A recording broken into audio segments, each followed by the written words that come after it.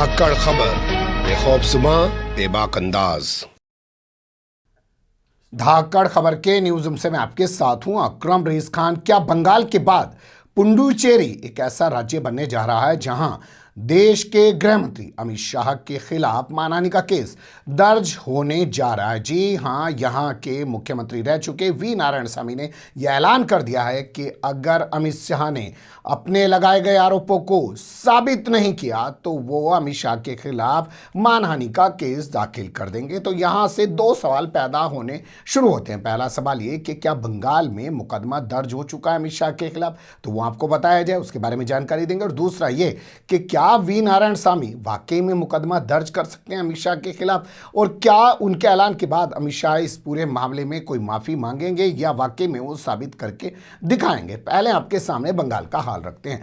22 फरवरी की घटना थी, आप सभी लोगों को याद होगा। वहां की कोर्ट से सम्मन जारी हुआ, कहा गया कि या तो अमित शाह खुद हाजिर हों या अपने वकील को भेज दें। तो अमित शाह खुद तो गए नहीं और उन्होंने अपने वकील को भेजकर अपनी पेशी वहां अदालत में लगवा दी। मामला क्या था? 2018 में कोलकाता की एक रैली के अंदर अमित शाह ने दावा किया, बयान दिया कि यहां पर जो पैसा आता है वो अभिषेक बनर्जी, जो ममता बनर्जी के भतीजे हैं और वर्तमान समय में सांसद भी हैं, वो कट मनी वहाँ पे लेते हैं। वो यहाँ पर पैसा अवैध रूप से कमाते हैं, यहाँ बगैर उनको पैसा दिए यहाँ चढ़ावा दिए कुछ ऐसा होता नहीं। इन तमाम आरोपों के बाद अभिषेक बनर्जी ने सीधे मुकदमा ठोक दिया अमित शाह पर। बड़ी बात उस दिन भी मैंने आपको बताई थी, आज फिर बता रहा हूं कि सीधे अमित शाह पर मुकदमा ठोकना बड़ी बात है, क्योंकि इसके अलावा और भी नेता भाजपा के आए दिन अभिषेक बनर्जी और ममता बनर्जी पर भ्रष्टाचार के आरोप लगाकर हमला बोलते रहते हैं। लेकिन उनको छोड़ के सीधे अमित शाह पर मुकदमा करना, जानते हैं क्या दिखाते हैं?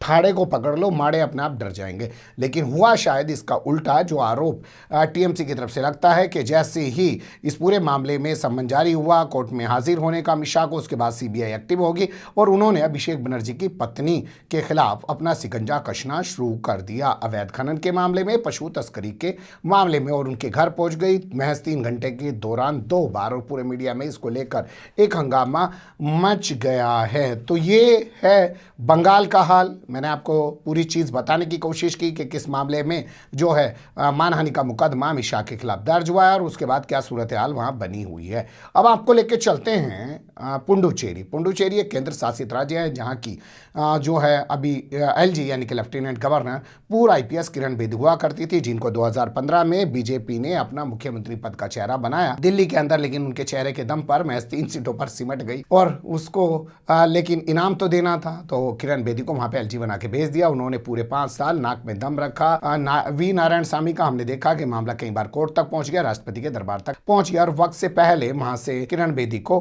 हटा भी दिया गया था। लेकिन यहां पर हुआ क्या है, पहले वो जान लीजिए, फिर उसके बाद बताएंगे कि अमित शाह ने बयान क्या दिया। यहां पर कांग्रेस की सरकार थी, टोटल 30 सीटें हैं। बीजेपी के पास यहां कोई सीट नहीं है। 3 सीटें जो बीजेपी के पास यहां हैं वो भी राज्यपाल द्वारा मनोनीत यानी कि नॉमिनेट किए गए विधायक हैं, कोई जीत के नहीं आया है। लेकिन अभी फिलहाल जो ओपिनियन पोल आ रहे हैं, तमाम चीज़ें आ रही हैं, उसमें बताया जा रहा है कि भाजपा जो है वहाँ पे सरकार बनाएगी चुनाव के बाद अपने गठबंधन के साथ मिलकर।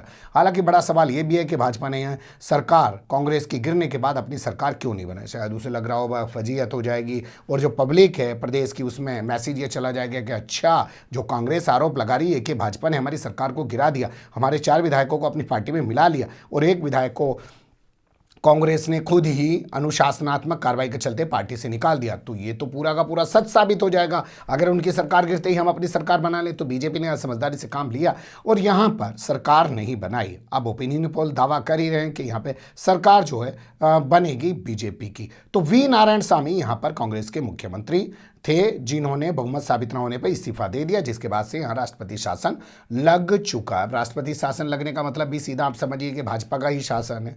भाई, जो राष्ट्रपति शासन लगेगा, राज्यपाल राज करेगा, तो राज्यपाल किसका बंदा होगा? आपने देखा होगा कश्मीर में सत्यपाल मलिक के जाने पर वहाँ के जो बीजेपी के नेता हैं रविंद्र रैना, उन्होंने क्या बयान दिया था कि राज्यपाल अपना बंदा है। भैया, तो अपना बंदा जब राज करेगा तो राज किसका हुआ? तो अप्रत्यक्ष रूप से भी वहाँ पर भाजपा का ही इस समय राज है, पूरी सिस्टम उन्हीं के हाथ में है और उन्हीं के सिस्टम हाथ में रहते हुए ये चुनाव होने जा रहा है। अब आते हैं उस बात पे, तो यहाँ पर ओपिनियन पोल आ ही रहे हैं और यहाँ पर नरेंद्र मोदी भी जा रहे हैं, अमित शाह भी जा रहे हैं। तो अमित शाह यहाँ कल पहुंचे और अमित शाह ने 15,000 करोड़ रुपए का जिक्र करते हुए कहा कि वो मोदी सरकार ने भेजे, लेकिन यहाँ से जो मुख्यमंत्री सामी हैं उन्होंने उठा के वो पैसा जो है गांधी परिवार के पास भेज दिया। कैसे उन्होंने दावा किया, सुन लीजिए उनकी जबानी। भैया राहुल, तुम वैकेशन पर थे, मोदी जी ने ऑलरेडी 2 नया विभाग बनाने का काम 2019 में ही समाप्त कर दिया है।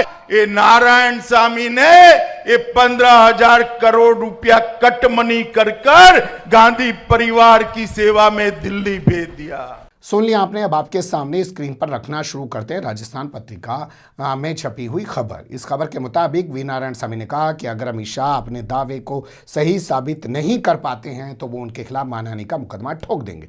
तो सीधी सी बात है भैया, बंगाल के बाद पुडुचेरी में अमित शाह के खिलाफ दूसरा ऐसा राज्य बन जाएगा जहां पे मुकदमा होगा। अब बात कर लेते हैं इस पे कि क्या नारायण सामी के ताज़ा बयान के बाद अमित शाह इस मामले में बैकफुट पर जाएंगे, क्या वो इसमें माफ़ी मांगेंगे? तो ना जी, ऐसा तो ना बंगाल में हुआ, ऐसा तो ना कहीं और हुआ, ऐसा ना यहाँ होगा, क्योंकि भाजपा के चरित्र में ही नहीं है कि वो अपनी गलती को गलती मान लें या मान लें कि चलो भाई कोई बॉल बचन ऐसे ही निकल गया होगा। उनकी आदत है कि उसी चीज़ पे अड़े रहो, डटे रहो। जैसे आपने देखा होगा 2014 से कहते हैं दामाद जी को जेल भेज देंगे, आज तक जेल भेजवाए गया?